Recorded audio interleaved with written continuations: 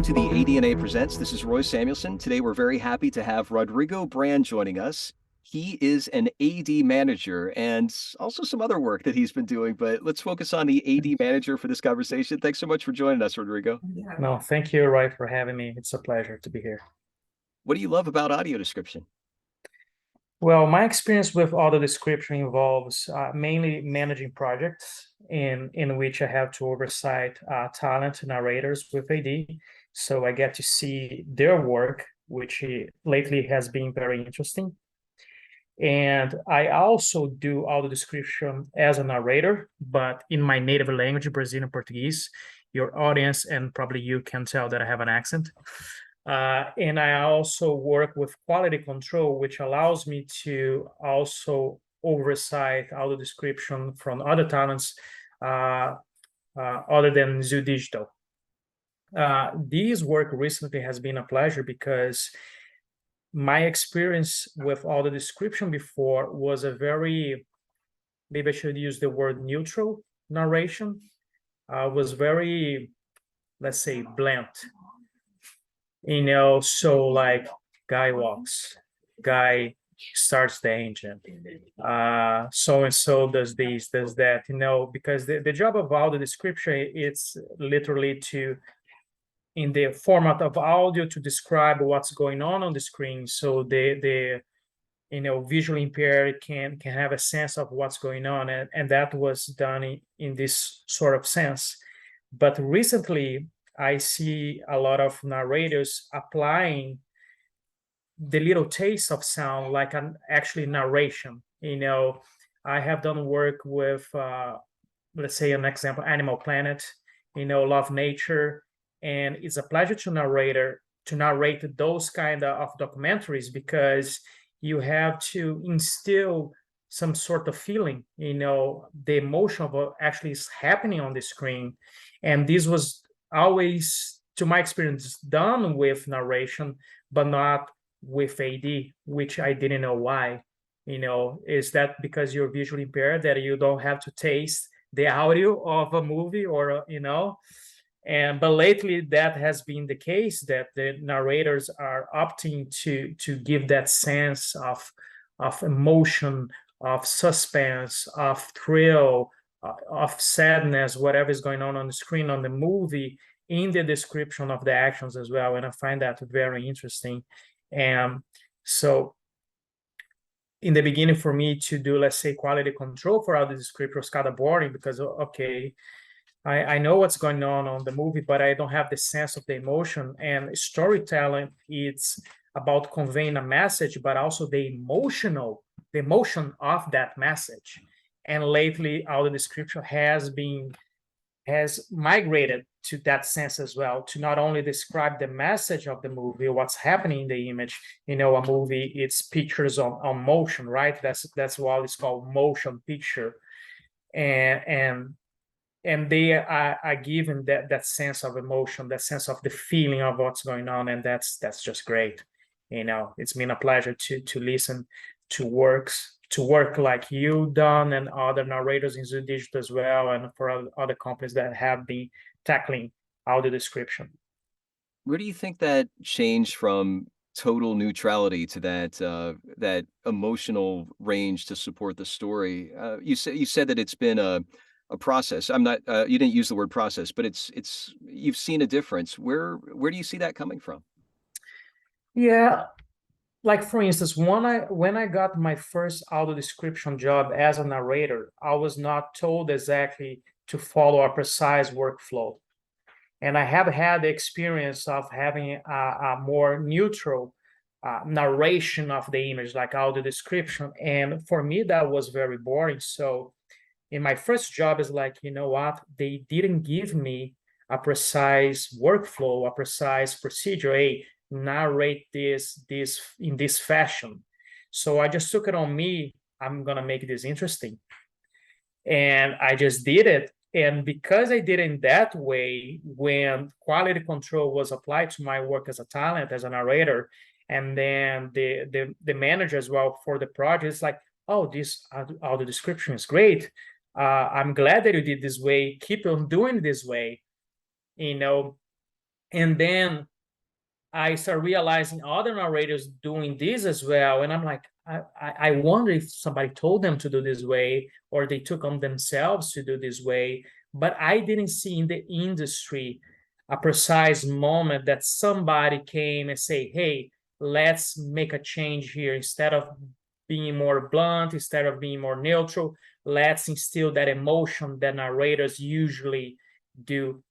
Perhaps when perhaps we didn't have specialized audio description narrators, and then was a safe choice to hire narrators to do audio description. And because they have the experience of narration, they, hey, this is how it's done, this is how it's cool to hear, this is what people like, so I'm just gonna do it my way. And that naturally evolved to a more exciting audio description. And that excitement seems like it's affected your experience as a manager and also quality control. You had said that it's that engagement that you've had with the content has uh, has become less boring, I guess. That's true, because movies usually they have a runtime of, the standard is 90 minutes, right? 1 hour and a half. They can go from 1 hour and 50 minutes, is the feature that is kind of like a little in the shorter size. But you have movies of, especially lately, of 2 hours, 2 hours and a half, 3 hours. So imagining having to do quality control or even narration for audio description of a movie that is 3 hours, whether if you're doing it, narrating, or if you're listening to it. Because when you narrate as well, when you do the audio description, you do it and then you listen to what you have done. You do some quality control yourself before moving to the next take. And as quality control personnel, you have to do a full QC that we call, right? A full QC is a full quality control. You have to watch movie beginning to end and hear to every single loop, to every single audio. And that could be excruciating pain if the movie, if the narration is boring, because you're like 3 hours just listening. The example to come to my mind is an old movie for old people, Ferris Bueller Day Off, that you have that teacher, someone, Ferris, someone, anyone, and all the description Yes. used to be a little bit like this. Somebody opens the door, the dog barks. But imagine 3 hours of this. If you're visually impaired and you rely on the audio description to have the sense of what's going in the movie, and that's the kind of narration, I'm not visually impaired, so I wouldn't know, but what I hear would be like, oh, kill me now.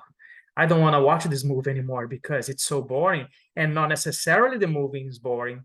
And you have the dial, and even I think the contrast, right, between what you're hearing from the movie, the dialogue, the explosions, the actions, and then you have the kind of like boring narration. I think probably would provoke some maybe discomfort, some like what's actually going on, because the movie has some sense, and what I hear from what's in the image, because we are like visual creatures but also audio creatures, is the mix of what we see and what we hear, especially in a movie, that creates the storytelling, it creates the feeling, right? If you get a monologue from an actor, an excellent actor, and I have done this before, you can get even the greats, Al Pacino, Robert De Niro, and you get their monologue and you take out the soundtrack, it's good, but it's not the same. So it's and that's why you have awards for soundtrack, for sound design, because the audio connects with the visual and creates that impact. It's the same thing I think that the audience can relate. If you listen to your favorite music with low volume, it's one feeling. If you increase the volume, it's a total different feeling, you know? So all of that, if you watch a movie in your cell phone, it's a feeling. If you watch the same movie in a cinema with surround system, is a completely different feeling. The movie changes. And so I think all these little parts, they have to be aligned to create the best experience possible. And I think cinema has evolved a lot visually, with the sound effects visual effects and soundtrack and what we can do visually. And I think the latest one has been audio description, but I'm glad that it's getting there as well, to be a good component to give the visually impaired the best experience possible. And right now, for me, the latest movies that I have done quality control, so I have to do the full QC, because as a dubbing manager, I do what is called a spot QC. You see a little bit in the beginning, a little bit in the middle, a little bit in the end, and you see, okay, everything seems aligned. And if the tech QC flags an issue, then you go back to that specific time code to see, okay, what is the issue here? Oh, maybe it's diction. Oh, maybe it's a little delay. Oh, maybe you need to make some adjustment. But as a dubbing manager, I do a spot QC, so you don't get to have the full experience. But as quality control, I have to do the full QC. And now it's an experience that is worth watching. I can watch the movie and have a good visual experience, and I can listen to the movie and also have a good experience. And I think that's precious, you know. Yeah. Oh, that's so well said. Thank you so much for sharing that experience. I'm going back to what you said earlier about the emotion of the message that you talked about motion pictures and the emotion pictures almost. It's the connections that you've made between the audio and the visual and how AD can bring our audiences, blind and sighted, into that immersive experience. We talk so much about this, and it's the way that you've shared this has helped uh, so clearly share the importance of what you do as both a manager and a quality control and also a narrator. And maybe we could pivot to talk a little bit about that if you're comfortable. Have you noticed a difference in language between English and Portuguese when it comes to audio description? Is it the same? Are there some differences that you feel in just the language itself, in the sense of a different language bringing something different to the audio description? I think the way things are contextualized and described, they are a little bit different because languages are different, the way they convey a message. So it's similar to translation. I work with translation as well because I'm a writer. And like right now, I have a play that is in Portuguese, and there is a festival in London that wants the play translation from Portuguese. And the producer wants me to translate the play because a translation, a precise translation doesn't convey the message. There is different cultural aspects. So a translation usually is an adaptation. And that's why, if you have the opportunity, people that speak multiple languages, they always say, oh, let me read the original. Because in this adaptation, you might miss a few key details of what a language can convey. Some words, they have different meanings, and you cannot translate. Like, for instance, my native language is Brazilian Portuguese, right? So in Brazilian Portuguese, you have a word that is called, I think one of the most beautiful words in Brazilian Portuguese is called saudade. Saudade is when you miss someone. So, but it's not the same to say miss, because that person is not lost. You know, if you get the root of the word miss, that person is not really lost or missing, but you feel like you want them close. So you say now saudade. The translation in English would be like nostalgia, maybe, but it's not the same. And the same thing with the English language. We have some words that are beautiful, and you don't have a precise translation to Portuguese, so you have to adapt.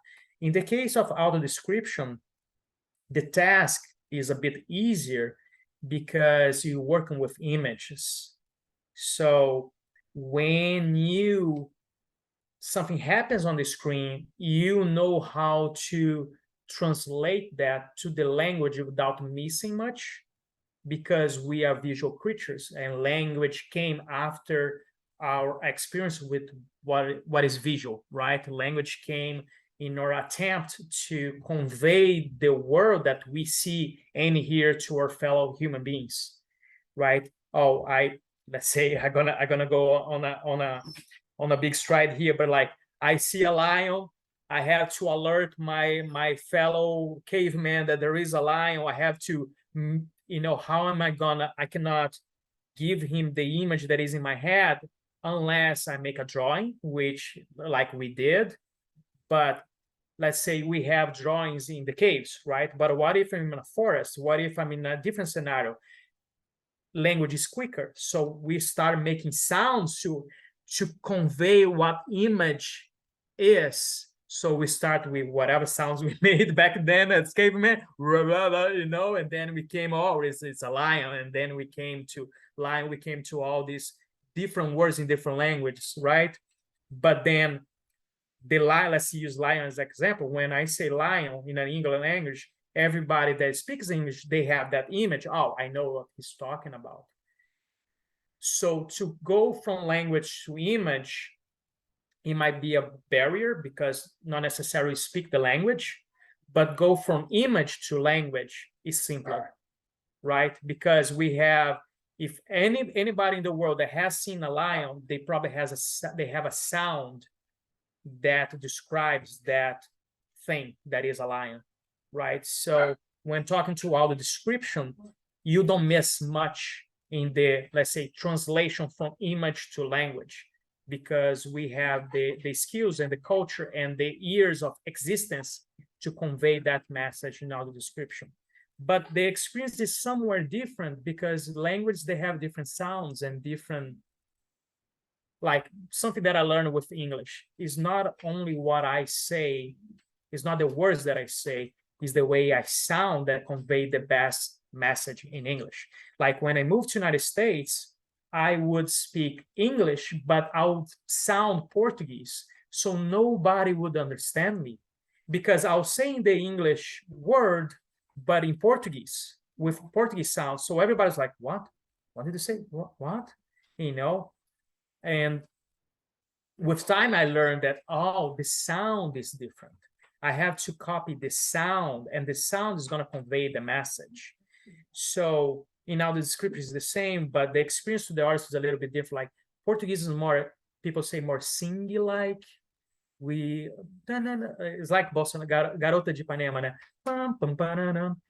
So we have a language that's more like this. English is a little bit more, let's say German is more harsh. Everybody knows, like, we speak in a certain way, Russian, the same way. So I feel like the way it hits the audience is different, but in terms of message is the same, and as long as everybody conveys that the emotion for the visual, then we are on the same page. And that is a good thing because you want somewhat to be for everybody to enjoy what they see, So I think we are on the same page, audio description, regarding audio description in different countries, because we have, now we are on the same page of conveying the emotion of the movie. Because imagine, it's like the same thing. If I come to my wife and say, I love you. I love you. She's like, no, you don't. Yeah, that doesn't work. No, you don't. If I don't say with passion, she's not going to believe me. If I come to somebody in the street, you are in great danger. Escape right now. They're like, what? You are in great danger. You must escape right now. They're like, dude, are you right in your head? Are you crazy? What's going on? But if I come desperate and maybe I just scream, they're gonna understand. So I think that's the ultimate message that we as narrators or project managers, giving a narrator the procedure, the workflow to do a narration, instructions, we have to have these as our top priority. Like you got to convey that emotional message. You got to narrate in a way that the person is not only going to understand the message, that's the part of the diction, have good diction, speak in an articulate way, but you also have to convey the emotion so they get the full package. What a great distinction on understanding both the articulate, which is what most people understand as far as, oh, you pronounce that word well, or I like how conversational it is, but you're also talking about understanding the emotion too. And it's those examples you gave of how you speak to your wife or how to tell somebody that they're in great danger are very clear. It's that's very easy and understandable to hang on to. Is there anything else that you'd love to share with our audience that we haven't talked about yet about audio description, either as an audience person who loves audio description or some other professional in audio description that you'd like to share some details with? I think our conversation gave a good view of the place that we are right now and the best way to do it. I would say that for narrators, it's good for you to see some of those documentaries with the greatest narrators. You know, we all have a basic experience with trailers, right? What is a trailer? Isn't a narration, and trailers are supposed to be exciting. That's why John Wick, he comes and he kills. You know, there's that motion. Of course, we're not gonna do that in now the description. That's a good difference to point it out, because you don't want to take the attention away of what's happening from the characters, from the actors. So we cannot overdo. You know, that's an important difference to point it out. We cannot steal the attention, because it's not about us. We are there to complement, not to steal the attention away. But it's nice to see the examples that I gave, like Love of Nature is a good one. Animal Planet, Nat Geo has a lot of projects that are based on narration that you can see that it's most about the visual experience, but then the narrator complement that visual with the audio, with the sound effects, with the soundtrack, and they all give a good amount of percentage that the work feels whole, and you have that impactful, pleasant experience. You know, so I would say to narrators, watch documentaries, because those documentaries, especially done by Nat Geo, if I recall correctly, is always the same voice. I don't know who is the narrator, but like they have a good team there. And if you can have the option to also listen to all the description, that's a good experience, you know, as well.